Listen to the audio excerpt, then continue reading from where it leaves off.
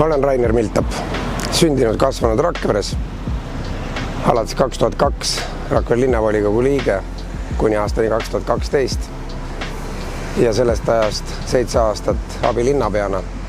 Enamus ajast sellest kureerinud majandusvaldkonda. Rakvere põliselanikuna ja ennast Rakvere patrioodiks pidavana näen täna, et Rakvere linn vajab tõsiseid muudatusi. Selline mulje on, nagu aeg oleks hakanud seisma jääma.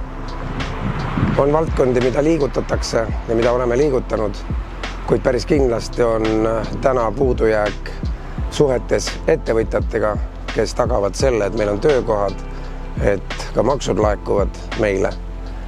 Ja teine on meie haridussüsteem.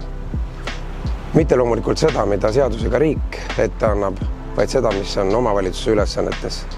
Tehnoloogilised muutused, õppekavade tegemine on ju ette antud, kuid pedagoogid õpetavad nagu eilset päeva juba, sest neil ei ole vahendeid.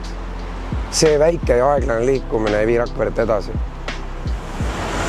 See on nagu pere on omavalitsus. Omavalitsuses ei tehta poliitikat ja minu arust karjääripoliitikutel siin kohta ei oleks. Me peame mõtlema nii nagu oma kodu rajamisel.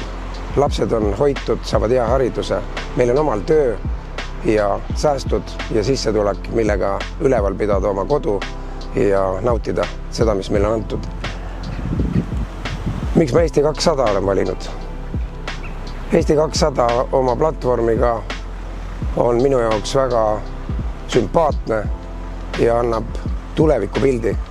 See on minu jaoks oluline. Vaadata tulevikku ja teha neid asju, mida me tahame, et kunagi oleks, mitte seda, mis eile mõtlesime, et täna saaks. Ma arvan, et Rakvere vajab väga tõsiselt nii Eesti 200 kui ka tuleviku vaatamist.